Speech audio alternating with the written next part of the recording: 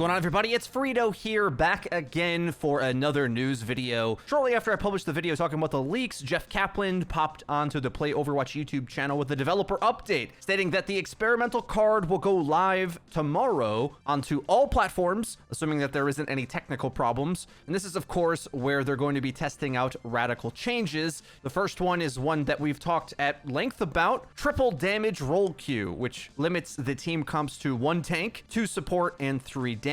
The intent of this change is to lower DPS queue times to try to mold the game for the player base that plays it, and it's something that the developers want to test out with a much larger sample size with the community at large to try to gain data about how queue times are affected or what happens to the gameplay. Much of this, we know what direction it's going to go, and problems that are already apparent that Blizzard is trying to get ahead of is that there are going to be quite radical changes to the off tanks only on this playlist. Changes that they would never consider for the 2-2-2 format, but with triple DPS, off tanks like Zarya, Roadhog, and D.Va are also going to get some radical changes. In a recent podcast I had with my friend SVB, he proposed a Zarya change that would give her an extra projected barrier for a teammate. You can imagine how D.Va's defense matrix could get buffed to either apply to more interactions or be larger, come up more frequently. We've already seen versions of that. And it's long since been suggested that Roadhog could get more team benefits. Even prior to 3-2-1 being discussed, the developers talked about the potential of taking a tank like Roadhog and make him more of a teammate tank. Types of things you can imagine with that is when he uses his take a breather ability, maybe it applies an AoE heal, or the hardened anti-damage effect could apply to his teammates as well. There's lots of things they can do, but in short, the tanks that don't have the barriers to mitigate damage are going to be getting what I assume is going to be pretty substantial buffs in order to compete with the ones that do.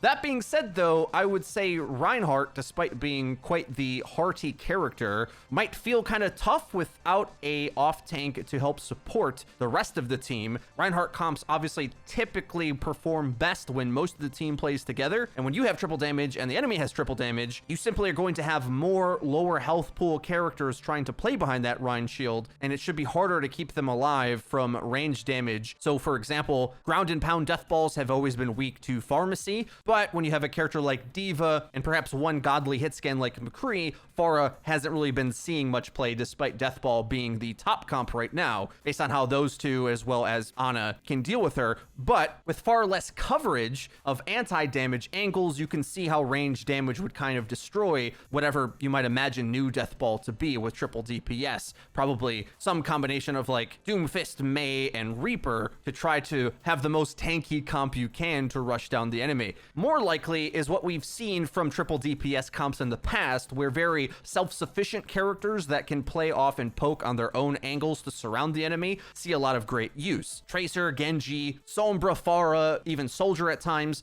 characters that can take their own crossfire angles, receive a bit of ranged healing, but collapse on dives with the likes of Wrecking Ball or with the combos of Orisa Halt, you would imagine would be the best, but it will depend on how significant these off-tank buffs are. So I'm pretty excited to try this out. I think the notable downside to this is that this is the type of format that I think really loses that Overwatchy feel of a constructed team fight. A lot of the time, unless my aforementioned death ball comp works, my assumption is it's not very good without the actual tanks to help keep some of those characters alive. But who knows? Maybe it does work. Perhaps having playtested a mode like this, the developers wouldn't nerf Mei, because if she needed to compete with the type of range damage and sort of be a pseudo off tank in a 3-2-1 format, maybe she needs to stay the balance she is. It's an interesting thing to think about. One major change that this will institute is that the FPS and difficulty of the game would go up, I think, because there's just going to be far more squishy battles, which is the hardest gameplay interaction in the game. Whereas when the game is a bit more tanky and cooldown based, there's more MOBA and teamwork elements in play. But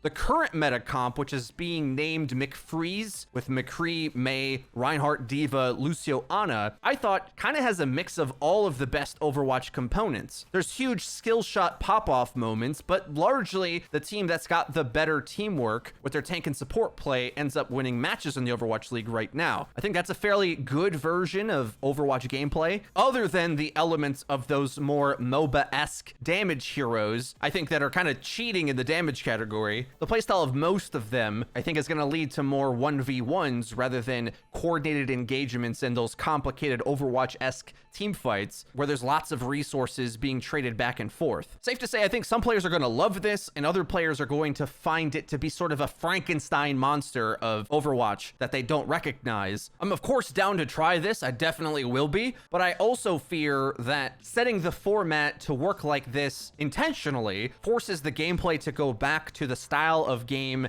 that Role Queue was supposed to get away from largely. That chaotic gameplay we had prior to Role Queue, where team comps had no teamwork almost inherently. Granted, now you will get 2 healers every time and a guaranteed tank, but I think on the whole, this new Role Queue format will remind you of that old school era of Overwatch with too many DPS picks and the gameplay spread out all over the place. But that's perfectly fine. Testing these types of things is exactly what they need to do, because waiting too long to make changes to move the game forward was the old Blizzard, and I'm all on board the 2020 version of Blizzard that is taking some chances and going at some solutions rather than the more slow and careful approach they had in the previous years. It'll be interesting to hear your thoughts in the comment section down below. When this goes live tomorrow, you can bet that I'm going to be testing it out. And if you want to be clued into further content discussing this subject when we get more playtime on it or anything else Overwatch related, be sure to hit the bell icon to actually get notified when our videos go live. And link to the description is our Twitter, where we tweet out news, updates, and dank memes. That's been it for me. I've been Frito for your Overwatch. We'll see you guys next time.